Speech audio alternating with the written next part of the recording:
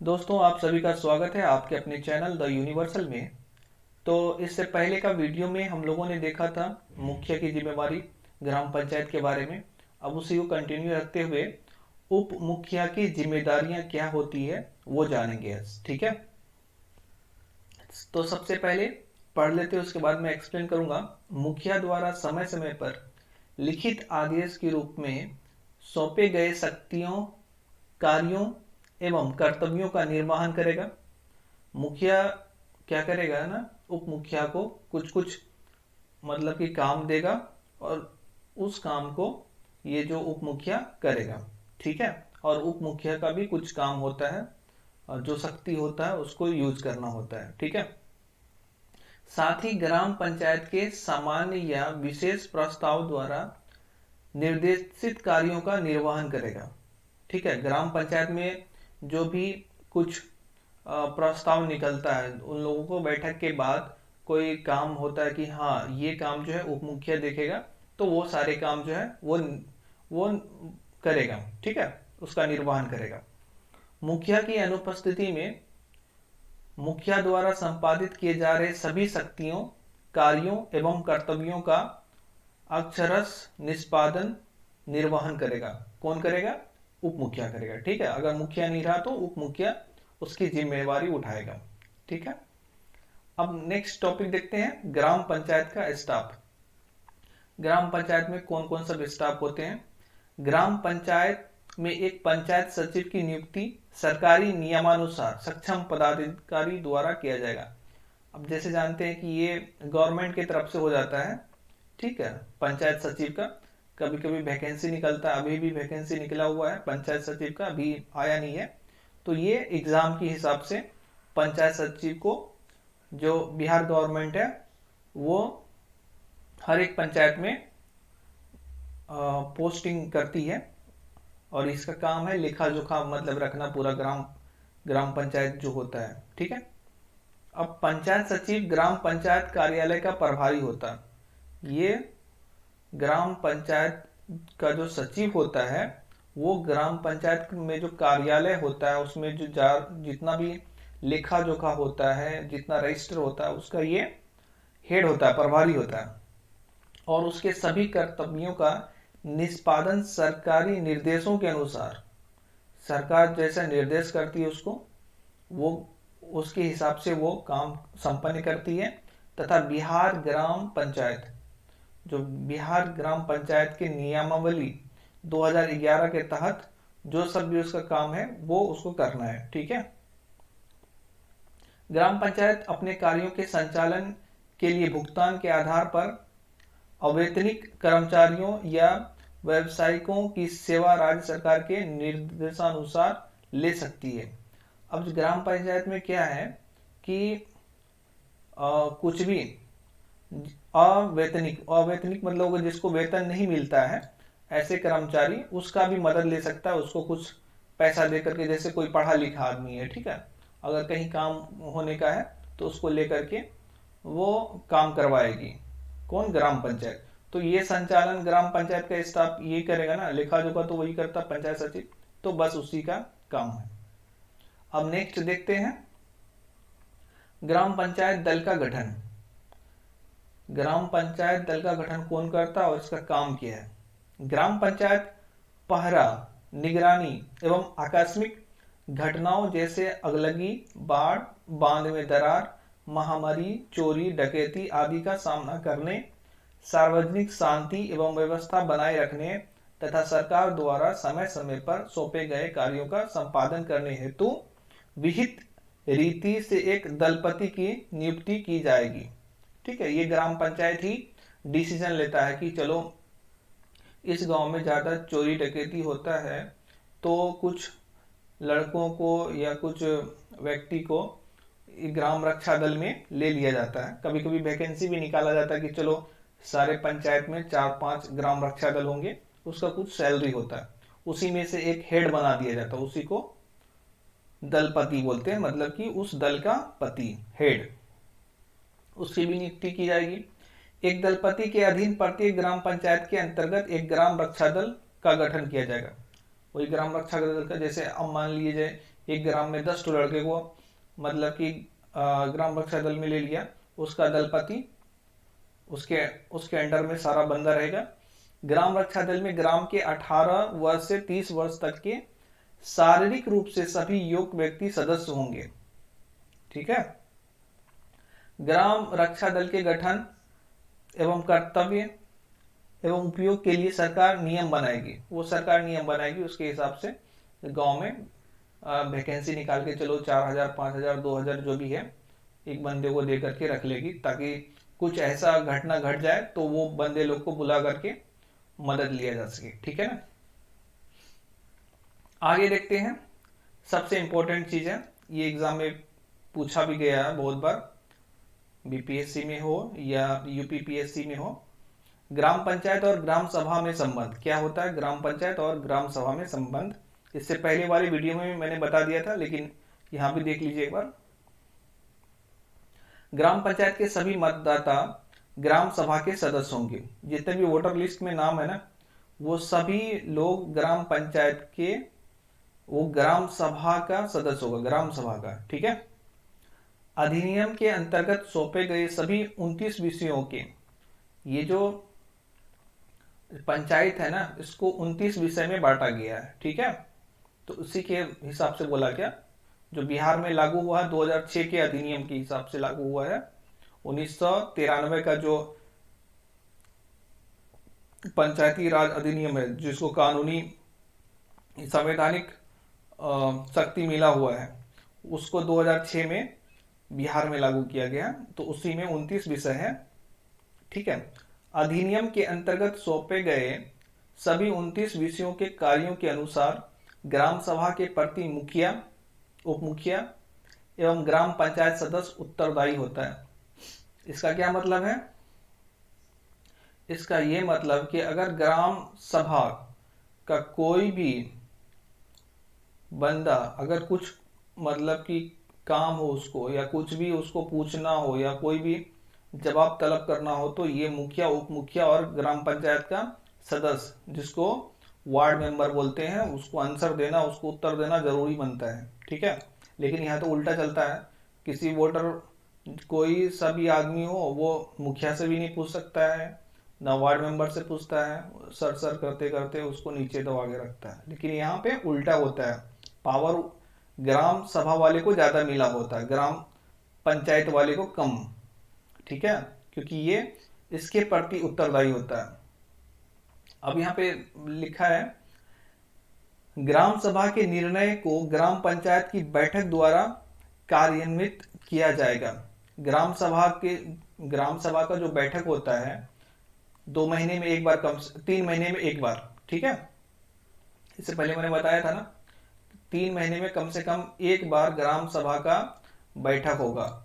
अब बैठक में कोई मान लिया जाए कि पुल की कमी है, या पुल नहीं बना है, सड़क नहीं बना है, तो यहाँ पे ग्राम सभा के सभी लोग जो है एक निर्णय लेगा कि हाँ हम लोग को पुल चाहिए। तो ये मुखिया उस वक्त हेड होता है ग्राम सभा का, तो ये वाला जो चीज है ना, ये वाला मुद्दा को लेकर के ग्राम पंचायत की बैठक में वो अपना डालेगा, उप मुखिया रहेगा, वार्ड मेंबर रहेगा, वहां पे इसको मतलब कि कार्य के रूप में एक्शन लेगा इस बात पे। ठीक है। तो यही लिखा हुआ है। मुखिया या ग्राम पंचायत के सदस्यों के कार्यकलाप के संबंध में ग्राम सभा की बैठक में उनसे प्रश्न पूछा जा सकता है। वही बोला है, अगर मुखिया या ग्राम पंचायत के सदस्यों के कार्यकलाप, क्या काम किया ग्राम पंचायत वाला, जैसे वार्ड मेंबर ने इस वार्ड में क्या काम किया है, और मुखिया ने क्या काम किया है, कहाँ लाइट लगवाया है, ये सब ग्राम सभा के बैठक में उससे पूछ सकता है। कौन? जनरल आदमी। ठीक है। ये अधिकार है जो भी वोटर लिस्ट में जिसका जिसका नाम है। ठीक है। इसलिए बोलते हैं कि थोड़ा सुन लिया कीजिए, पढ़ लिया कीजिए, तभी आप अपना अधिकार को जान पाएंगे। अब आगे है, ग्राम सभा द्वारा लिए गए निर्णयों एवं ग्राम पंचायत द्वारा निष्पादित कार्यों का विवरण ग्राम सभा में रखा जाता है। वही बोला गया,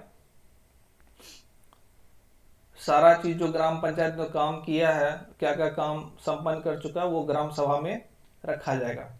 ग्राम सभा एवं ग्राम पंचायत एक दूसरे के पूरक हैं और दोनों के रचनात्मक सहयोग से ग्रामीण विकास एवं योजनाओं का सुगमता से कार्यान्वयन संभव है।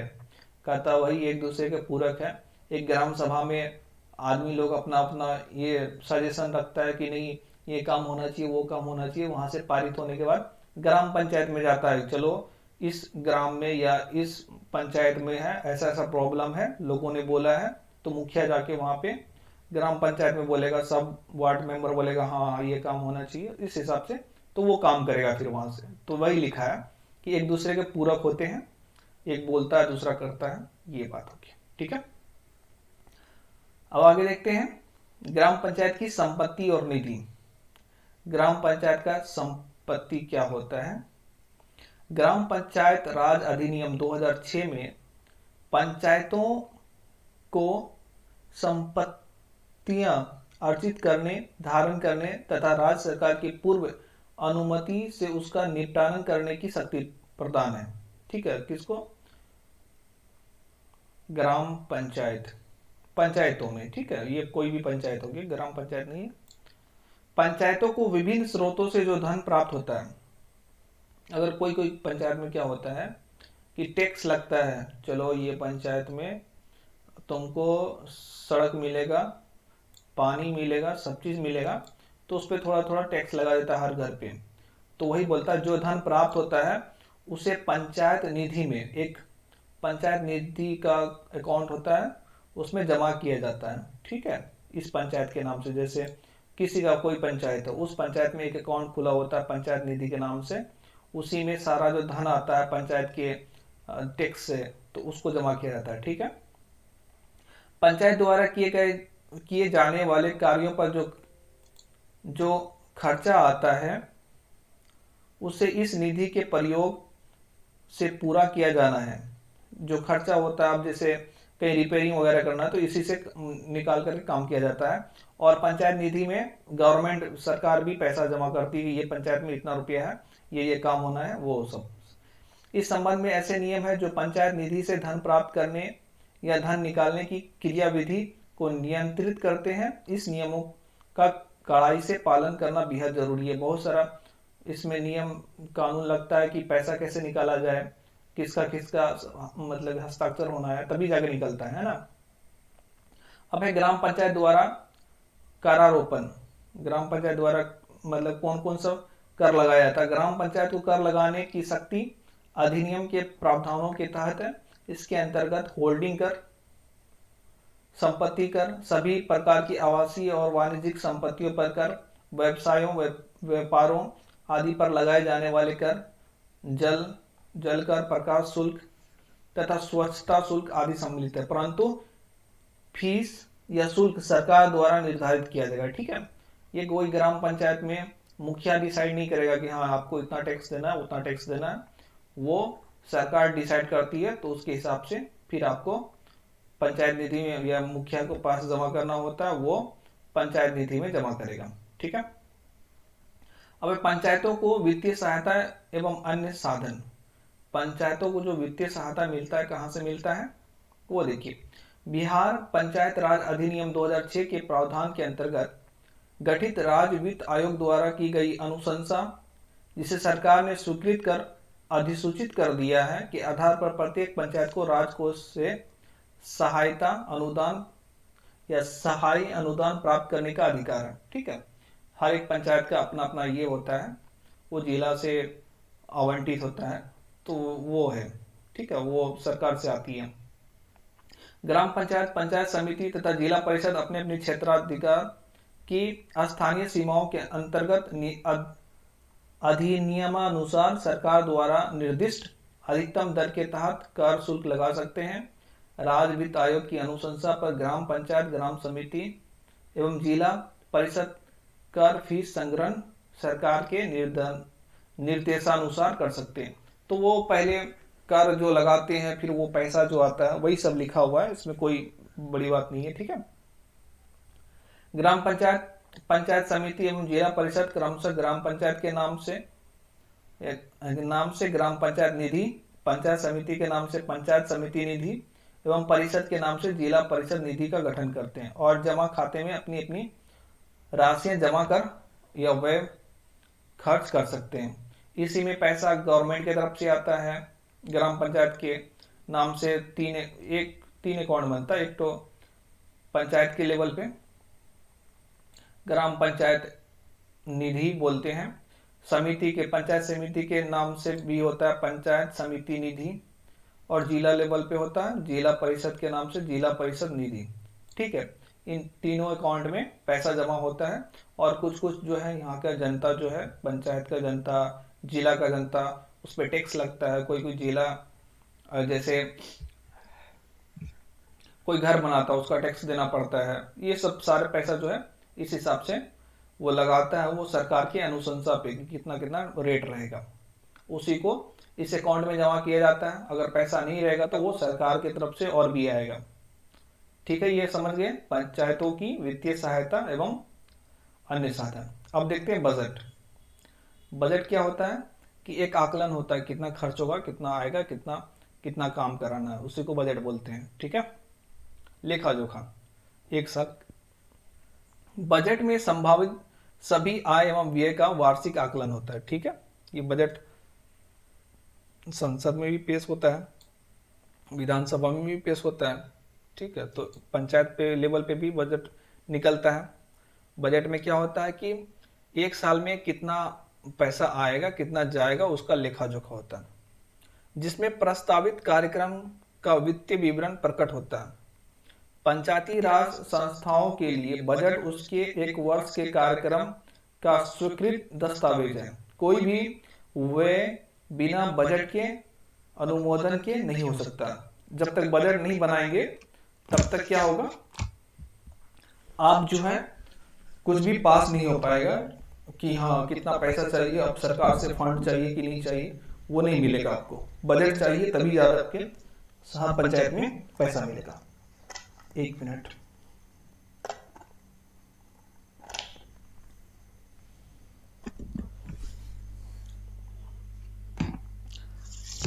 आगे देखते हैं। पंचायतों के लिए जरूरी है कि वो लेखाकरण संबंधी अपनी आवश्यकताओं की पूर्ति के लिए सुव्यवस्थित लेखाकरण प्रक्रिया का अनुसरण करें। तो ये अच्छा, बजट पढ़ रहे थे ना हम लोग, सॉरी। अधिनियम में ग्राम पंचायत के बजट का प्रावधान है, जिसके आलोक में प्रत्येक ग्राम पंचायत अपना वार्षिक बजट अर्थात आय एवं व्यय का वार्षिक बजट तैयार करेगी और बैठक में उपस्थित सदस्यों के बहुमत से इसे अनुमोदित कराएगी। ठीक है, फिर ग्राम पंचायत का एक पंचायत बैठेगा जिसमें कि सारा लेखा जोखा होगा कि हमको इस साल में क्या क्या करवाना है, कितना पुल बनाना है, कितना रोड बनाना है, तो वो सारा जो है, और कितना को इंदिरा आवास वगैरह देना है, तो वो एक जो है लेखा जोखा तैयार करेगी। ठीक है, उसके हिसाब से वो उसको आगे फॉरवर्ड करेगी, फिर वो पैसा आएगा। ठीक, उस बैठक के लिए अन्य बैठकों की भांति कम से कम कुल सदस्यों की 50% उपस्थिति अनिवार्य होगी, ये कंडीशन है। अधिनियम के आलोक में बजट एवं अकाउंट्स रूल का गठन प्रक्रियाधीन है। नियमावली के गठन तक बिहार ग्राम पंचायत लेखा नियमावली 1949 के आलोक में मुखिया द्वारा अगले वित्तीय वर्ष के लिए फॉर्म संख्या 6 में बजट प्राक्कलन तैयार किया जाएगा एवं प्रति वर्ष 15 फरवरी तक स्वीकृत कराया जाएगा। वित्तीय वर्ष 1 अप्रैल से प्रारंभ होकर के अगले वर्ष 31 मार्च तक होता है। ये डेट है कि कौन साल कब से स्टार्ट होगा, 1 अप्रैल से 31 मार्च तक, लेकिन 15 फरवरी तक उसको स्वीकृत करा लिया जाएगा। फिर तो टाइम भी चाहिए ना पैसा आने में। 15 फरवरी तक वो स्वीकृत हो जाएगा, तो अगले फरवरी मार्च अप्रैल से वो पैसा सबके अकाउंट में आ जाएगा। ठीक है, पंचायत निधि का जो अकाउंट है उसमें चला आएगा, फिर वो मुखिया जो भी है वार्ड सदस्य वो काम करेगा। अब लेखा क्या है? लेखाकरण ऐसी पद्धति है जिनका प्रयोग किसी भी संगठन के लेन देन संबंधी कार्यों का रिकॉर्ड रखने, इन्हें वर्गीकृत करने और इन्हें सारणीबद्ध रूप से संप्रेषित करने के लिए किया जाता है। लेखा वही है, अब आपने किसको दिया पैसा, कितना पैसा किस में खर्च हुआ, तो ये लेखा वाला करेगा और लेखाकरण इसी को बोलते हैं। ठीक है, आप अपना रिकॉर्ड बना के रखिए, समझ रहे हैं। ग्राम पंचायतों को अपने उद्देश्यों की प्राप्ति के लिए विभिन्न स्रोतों से निधियों की प्राप्ति होती है। पंचायतों के लिए जरूरी है कि वो लेखाकरण संबंधी अपनी आवश्यकताओं की पूर्ति के लिए सुव्यवस्थित लेखाकरण प्रक्रिया का अनुसरण करें। वही बोला गया कि आप अच्छे से रजिस्टर मेंटेन कीजिए, पैसा कहाँ से आ रहा, कहाँ जा रहा, सारा चीज आपको रिकॉर्ड में रखना पड़ेगा। पंचायती राज संस्थाओं में स्वस्थ, बेहतर एवं पारदर्शी लेखा प्रणाली लागू करने के उद्देश्य से पंचायती राज मंत्रालय, भारत सरकार एवं भारत के नियंत्रक एवं लेखा परीक्षक द्वारा पंचायतों के लिए मॉडल अकाउंटिंग सिस्टम निर्धारित किया गया। वही बताया गया कि इसको अच्छे से बेहतर से ये करने के लिए भारत सरकार के लेवल से भी बहुत सारे संगठन बनाए गए हैं जो कि यहाँ पे सिखाएगा किस तरह से लेखा जोखा रखना है, वो सारी चीज। इसमें सरल प्रपत्र निर्धारित किए गए हैं। मॉडल अकाउंटिंग सिस्टम कंप्यूटराइज प्रणाली है। इस प्रणाली में सूचना एवं संचार तकनीक के माध्यम से वित्तीय प्रतिवेदन बनाने की सुविधा होगी। ठीक है, राज्य सरकार के अधिसूचना संख्या, ये जरूरी नहीं है लेकिन फिर भी संख्या इतना, दिनांक 5/7/2010 द्वारा बिहार पंचायत राज अधिनियम 2006 की धारा 30, 58 एवं 85 के तहत राज्य के ग्राम पंचायतों, पंचायत समिति एवं जिला परिषद द्वारा भारत के नियंत्रक एवं महालेखा परीक्षक, कैग जिसको बोलते हैं, कंट्रोलर ऑडिटर जनरल जो बोलते हैं, ठीक है, जो सरकारी कामकाज का लेखा जोखा मतलब उसको चेक करने का यही होता है, नियंत्रक एवं महालेखा परीक्षक। एवं पंचायती राज मंत्रालय भारत सरकार के निर्धारित मॉडल अकाउंटिंग सिस्टम प्रपत्र से लेखा संदर्भ का निर्णय लिया गया। ये उसका थोड़ा डिटेल बताया गया, लेकिन लेखा सिर्फ आपको समझना है। अब ऑडिट क्या है? ऑडिट जैसे आपने खर्च किया ना, तो आपके पास रिकॉर्ड होगा, तो ऊपर वाला जो अधिकारी है वो आपके पंचायत में आके चेक करेगा, वही है ऑडिट। अगर गलत पाया गया तो एक्शन लिया जाता है इस पे। ऑडिट हर जगह होता है, कंपनी में भी होता है, कोई सा भी कंपनी में आप कितना खर्च कर रहे हो, कितना आ रहा पैसा, कहाँ जा रहा, तो ये इसी को ऑडिट बोलते हैं। किसी भी ग्राम पंचायत के लेखा के अंकेक्षण या ऑडिट भारत के महालेखा परीक्षक अथवा उसके द्वारा प्राधिकार द्वारा प्रतिवर्ष किया जाएगा। ठीक है, वही बोला गया। अब है पंचायतों की जवाबदेही। क्या है पंचायतों की जवाबदेही? पंचायतें स्थानीय क्षेत्रों की प्रतिनिधि सरकार है, तो वो तो पता ही है, ये लोकल लेवल पे सरकार की तरह ही है। ठीक है, जिस तरह से पूरा इंडिया में कैसे सरकार चल रही है, तो उस तरह से एक लोकल लेवल पे सरकार ही है, ये कैसे चलती है सरकार। इन संस्थाओं के निर्वाचित प्रतिनिधि जैसे मुखिया हो गया, वार्ड सदस्य हो गया, सरपंच हो गया, वार्ड समिति अलग बात है, वो बाद में पढ़ेंगे। जिस प्रकार हमें जिम्मेदारियों को निभाते हैं, उन सभी के लिए वे स्वयं जवाबदेह भी होते हैं। ठीक है, इनकी जवाबदेही 2 स्तर पर होती है। पंचायतों को राज्य सरकार के से निधियां मिलती है, इसका जो जवाबदेही होता है ना, पंचायतों को राज्य सरकार से पैसा मिलती है, अतः वो अपनी राज्य सरकार के प्रति जवाबदेही होती है। ठीक है ना, अगर आपको पैसा दे रहा तो वो आपसे उसका वेरिफिकेशन भी मांगेगा, अगर कुछ हो गया तो वो एक्शन मिलेगा आपको, तो वही लिखा हुआ। पंचायतें लोकतांत्रिक संस्थान है, ठीक है, अतः इनकी मुख्य जिम्मेदारियां उन लोगों के प्रति है जिन्होंने इन्हें चुना है।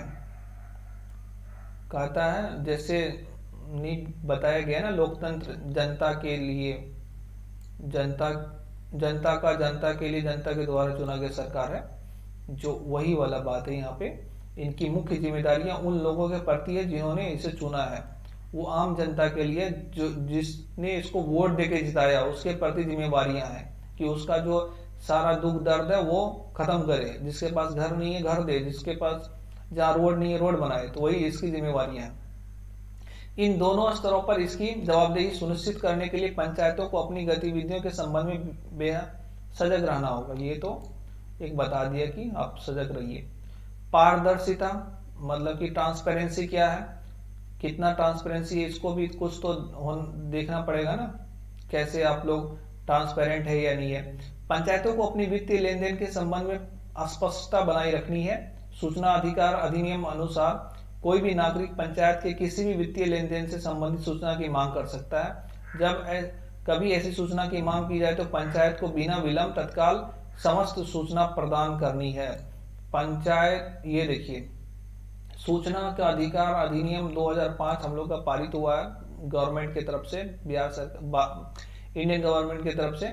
वहां पे आप कोई भी सभी जानकारी मांग सकते हैं, लेकिन ये पंचायत लेवल पे है।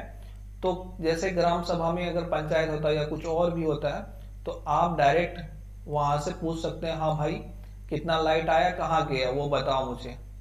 तो वो जनता का अधिकार है, लेकिन जनता डरता है किससे? सर मुखिया से डरेगा, वार्ड सदस्य से डरेगा कि नहीं क्या कर ले, कुछ कर लेगा, यही बात है। लेकिन वो अधिकार नहीं जानता, इसलिए डरता है। अगर वो अधिकार जानेगा तो वो बोल सकता है कि मुखिया जी, मेरा अधिकार है कि आप जो काम कर रहे हैं उस कहाँ का पैसा कितना ये भेज रहे हैं वो भी मुझे बताइए, ठीक है। या ग्राम सभा लगेगा उस टाइम में भी आप पूछ सकते हैं। तो ये है अधिकार पारदर्शिता के लिए। अगर यहां से नहीं होगा तो आप आरटीआई लगा करके पूछ सकते हैं कि हाँ, इस जो गांव है, इस गांव में कितना नलकूप आया, कितना जल के लिए आया, कितना लाइटें आई, कितना पैसा दिया गया और वो कहाँ खर्च हुआ। तो वो इंडियन गवर्नमेंट के रूल के हिसाब से वो जानकारी देगा, ठीक है, ये मैंडेटरी है। अगर उसमें कुछ गलत पाया गया, वो सही ही देता है, उसमें गलत पाया गया सरकार उसके मुखिया के उस पर विरोध कार्रवाई हो जाएगी। अब देखते हैं मुखिया उप मुखिया द्वारा त्याग पत्र दिया जाना। अब त्याग पत्र किसको देगा? ये लोग कभी रिजाइन करने का चाहेगा कि मुखिया मन नहीं कर रहा मुखिया पद रहने का, ठीक है, अब जा रहे हैं घूमने के लिए दुबई, तो किसको देके जाएगा? मुखिया उप मुखिया जिला पंचायत पदाधिकारी को स्वयं लिखकर अपने पद से त्याग पत्र दे सकता है। एक जिला पंचायत पदाधिकारी होता है, उसको ये रिजिग्नेशन लेटर लिख के देगा। जिला पंचायत राज पदाधिकारी द्वारा त्याग पत्र प्राप्ति के 7 दिन के अंदर यदि मुखिया उप मुखिया द्वारा स्वयं लिखकर त्याग पत्र वापस नहीं लिया जाता तो त्याग पत्र प्राप्ति की तिथि से 8वें दिन से प्रभावी हो जाएगा। अगर 7 दिन के अंदर मन बदल गया कि नहीं, मुखिया जी बोलेगा नहीं सर थोड़ा सा हम अपना वापस ले रहे हैं, तो ठीक है। अगर 7 दिन के अंदर नहीं लिया वापस तो 8वां दिन से वो मुखिया नहीं रहेगा, बोलेगा जाओ दुबई घूम के आओ फिर, ठीक है। तो ये हो गया इसका त्याग पत्र। अब मुखिया के खिलाफ भी अविश्वास प्रस्ताव लाया जाता है, जिस तरह से प्रधानमंत्री के खिलाफ लाया जाता है, राष्ट्रपति के खिलाफ लाया जाता है, तो उसी तरह से मुखिया के खिलाफ भी लाया जा सकता है अगर मुखिया काम नहीं कर रहा हो तो। अब इसमें कंडीशन गौर से सुनिएगा, ठीक है। मुखिया को ग्राम पंचायत के मतदाताओं को विशेष तौर पर बुलाई गई बैठक में साधारण बहुमत अर्थात कुल मतदाताओं का 50% +1 से अविश्वास मत पारित कर हटाया जा सकता है। ऐसी विशेष बैठक हेतु ग्राम पंचायत के कुल मतदाता का न्यूनतम भाग यानी 20% मतदाता एक आवेदन में हस्ताक्षर करके जिला पंचायत राज पदाधिकारी से अनुरोध करेंगे। अब क्या है समझिए, जितना भी वोटर लिस्ट में नाम है, अगर मान लिया जाए एक पंचायत में 7,000 है, ठीक है, या मान के चलो आप 7,000 मान के चलते हैं, तो अब हटाना तो है, हटाने के लिए कम से कम 20% जो है ना उसका 7,000 का 20%, 1,400 आदमी जो है एक एप्लीकेशन लिखेगा, साइन करेगा और जिला पंचायत पदाधिकारी से अनुरोध करेगा कि ये मुखिया काम नहीं कर रहा, इसको हटाइए। कितना होना चाहिए? 20% होना चाहिए उस मतदाता जितना भी वोटर लिस्ट में नाम है उस पंचायत का। गौर से सुनिए, ठीक है। अब क्या होगा? अब तो दे दिया, फिर वो जिला पंचायत पदाधिकारी जो है वो एक बैठक बुलाएगा, ठीक है। उस बैठक में कम से कम 7,000 है ना, मान के चले थे 7,000 वोटर लिस्ट है, वोटर है, उसमें से 3501 आदमी अगर हाथ उठा के बोल देगा कि नहीं ये मुखिया नहीं चाहिए, तो मुखिया का बोलेगा कि तुम जाओ हवा लगाओ फिर, ठीक है, खेल खत्म। इतना समझ में आ गया। अब जिला पंचायत राज पदाधिकारी बैठक को नोटिस होने की तिथि के 15 दिन के अंदर विशेष बैठक आयोजित करेगी। कितना दिन? अगर सब साइन करके दे दिए तो 15 दिन के अंदर में वो बैठक को बुलाएगा और बैठक की अध्यक्षता जिला पंचायत पदाधिकारी ही करेगा, वो अध्यक्ष करेगा, लेकिन वो वोट नहीं देगा। अविश्वास प्रस्ताव मुखिया के निर्वाचित होने से, अब क्या कंडीशन, 2 साल के बाद ही लेके आ सकते हैं। जिस तरह से आज इलेक्शन हुआ, आज मतलब कि वो निर्वाचित हो गया, उससे 2 साल के बाद ही आप उसको हटाने का अविश्वास प्रस्ताव ला सकते हैं, ठीक है।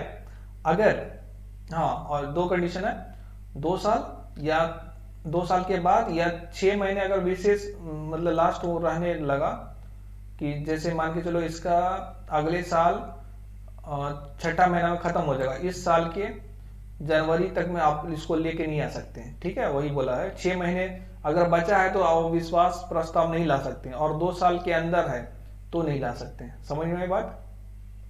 अगर कोई मुखिया बना तो 2 साल तक आप अविश्वास प्रस्ताव नहीं ला सकते हैं। दूसरा कंडीशन है, अगर मुखिया बना हुआ है, अब समझो कि 6 महीना के बाद इलेक्शन होगा तो भी आप लेके नहीं आ सकते हैं।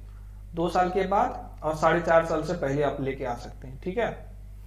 और एक बार, नियमानुसार मुखिया का अविश्वास प्रस्ताव यदि पारित नहीं होता है तो 1 साल तक आप फिर से अविश्वास प्रस्ताव नहीं लेके आ सकते हैं, ठीक है। तो ये कंडीशन है, इसको गौर से सुन लीजिएगा फिर से। अब कहता है उप मुखिया के खिलाफ अविश्वास प्रस्ताव। उप मुखिया कैसे हटाया जा सकता है? उप मुखिया को ग्राम पंचायत की विशेष तौर पर इस प्रायोजन से बुलाई गई बैठक में मुखिया सहित निर्वाचित कुल ग्राम पंचायत सदस्यों की संख्या में से साधारण बहुमत से हटाया जा सकता है। ग्राम पंचायत का एक बैठक होगा, वार्ड सदस्य है और मुखिया है, सब आकर के बोलेगा ये उप मुखिया नहीं रहेगा, 50% से ज्यादा हो गया, खेल खत्म, उप मुखिया खत्म, तो दूसरा किसी को बना देगा। ऐसी विशेष बैठक बुलाने हेतु ग्राम पंचायत के कुल निर्वाचित सदस्यों की संख्या कम से कम 1/3 सदस्यों के हस्ताक्षर मुखिया को दी जाएगी। अगर नॉट हो वार्ड सदस्य है, ठीक है, तो कम से कम 3 का ये होना चाहिए, साइन होना चाहिए कि नहीं उप मुखिया के खिलाफ जो है अविश्वास प्रस्ताव लाना है, तो कम से कम 3 आदमी का होना चाहिए। यहाँ पे क्या लिखा हुआ है?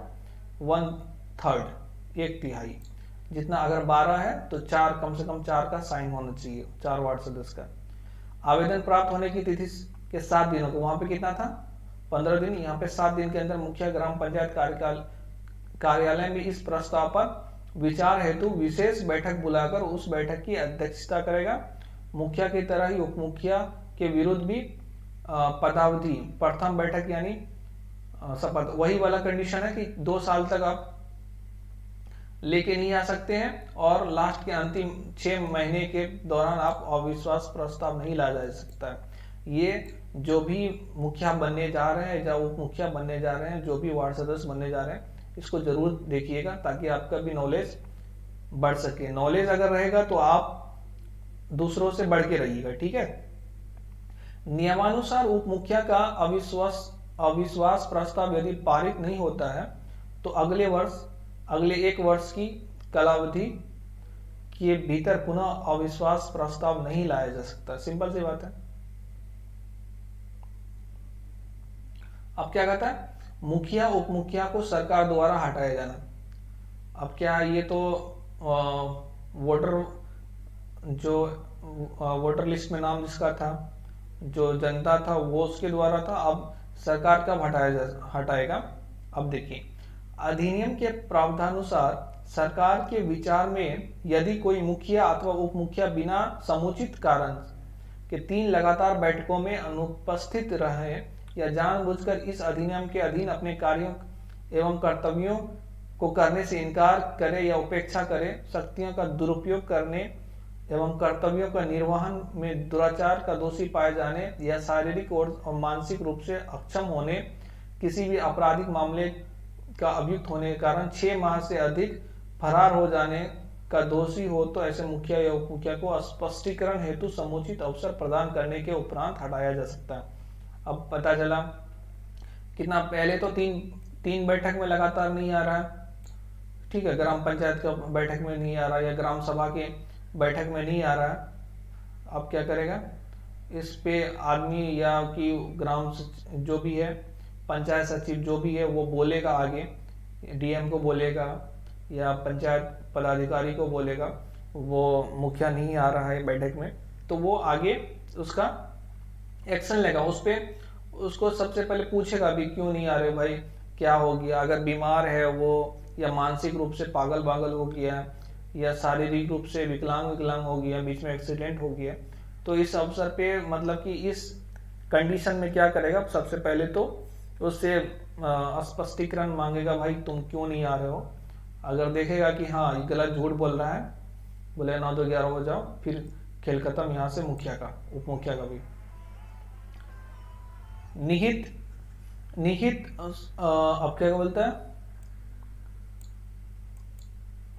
निहित शक्तियों के दुरुपयोग या अपने दायित्वों के निर्वहन में दुराचार का दोषी पाए जाने, जैसे मान लीजिए पावर का गलत उपयोग कर रहा है, किसी को मार दे रहा है, किसी को कुछ कर दे रहा है, किसी पे ज्यादा टैक्स लगा दे रहा है, तो वो सब अगर देखा पाया गया तो मुखिया या उप मुखिया हटाए जाने की तिथि से पंचायत निकायों को किसी भी निर्वाचन में अगले 5 वर्ष तक उम्मीदवार होने का पात्र नहीं होगा। हटाने के बाद अगले 5 साल तक वो उम्मीदवार नहीं बन सकता है मुखिया या उप मुखिया का। शेष आरोपों के आधार पर हटाया गया मुखिया या उप मुखिया ग्राम पंचायत सदस्य के रूप में उसकी शेष अवधि के दौरान पुनः निर्वाचन का पात्र नहीं होगा। ये भी है, अगर समझ में आए फिर से देखिए, निहित शक्तियों के दुरुपयोग या अपने दायित्वों के निर्वहन में दुराचार का दोषी पाए जाने के फलस्वरूप अगर पाया गया ये ऐसा दोषी है तो इसको हटाए गए मुखिया या उप मुखिया हटाए जाने की तिथि से, जिस दिन हटाया उस दिन की तिथि से पंचायत निकायों के किसी भी निर्वाचन में, चाहे वार्ड सदस्य हो या वार्ड समिति मतलब कि पंचायत समिति हो या कोई सा भी हो, उसमें अगले 5 साल तक उम्मीदवार होने का पात्र नहीं होगा, मतलब इनएलिजिबल हो जाएगा। शेष आरोपों के आधार पर हटाया गया मुखिया या उप मुखिया ग्राम पंचायत सदस्य के रूप में उसकी शेष अवधि के दौरान पुनः निर्वाचन का पात्र नहीं होगा। फिर से उसको मतलब कि ये तो हो गया कि हाँ डिक्टेटरशिप कर रहा था तो हटाया गया तो 5 साल नहीं होगा। अगर कोई दूसरा आरोप है तो भी क्या है, ग्राम पंचायत सदस्य के रूप में उसकी शेष अवधि जो बचा हुआ अवधि है वो पुनः से निर्वाचित नहीं होगा। बोलेगा सर गलती हो गया, हमको फिर से बना दीजिए मुखिया, बोलेगा नहीं। यहाँ तो 5 साल था, यहाँ पे उस साल के अवधि तक मतलब कि उसका जो कार्यकाल बचा होगा, अगर 2 साल कर लिए तो 3 साल बचा था ना, तो 3 साल तक यहाँ पे वो निर्वाचन के पात्र नहीं होगा। ठीक है, अब लास्ट है ग्राम पंचायत के सदस्यों का त्याग पत्र। ग्राम पंचायत के सदस्य कौन कौन सब है, मुखिया, उप मुखिया और वार्ड मेंबर। ग्राम पंचायत का कोई भी सदस्य ग्राम पंचायत के मुखिया को स्वयं लिखकर अपनी सदस्यता से त्याग पत्र दे सकता है। जैसे उप मुखिया भी रहा, वो भी बोलेगा नहीं भैया हमको काम नहीं करना है, ये लो हम जैसे थे वार्ड सदस्य वैसे ही रहेंगे। या कोई वार्ड सदस्य है, बोलेगा नहीं भैया हम काम नहीं करना चाहते हैं, जा रहे हैं मालदीव घूम के आएंगे, ठीक है, तो जाके मुखिया को त्याग पत्र दे सकता है। सदस्य त्याग पत्र देने की तिथि से 7 दिनों के अंदर, अगर 7 दिनों के अंदर तक अपना वापस नहीं लेता लेटर, तो 8वां दिन उसकी जो है ना सदस्यता गायब हो जाएगी। यदि सदस्यता 7 दिन के अंदर त्याग पत्र वापस नहीं लेता तो उसका पद त्याग पत्र की तिथि से 7 दिन की समाप्ति पर रिक्त हो जाएगा, और वो रिक्त हो जाएगा फिर से वहां पे वार्ड मेंबर का सिलेक्शन हो जाएगा या मुखिया का इलेक्शन करवा देगा। ठीक है, तो मेरे प्यारे दोस्तों कैसा लगा आपको वीडियो प्लीज कमेंट बॉक्स में लिखिए। और इसी तरह का जो अब सरपंच का हो गया, पंच का हो गया, इसी सीरीज को मैं कंटिन्यू करूंगा ताकि आप लोगों को सारी जानकारी मिल जाए। और अच्छा लगा तो जरूर लाइक कीजिए, शेयर कीजिए, सब्सक्राइब कीजिए और बेल आइकन को जरूर दबा लीजिए ताकि जैसे मैं कोई वीडियो डालूं आपको उसकी नोटिफिकेशन मिल जाए। Thank you very much.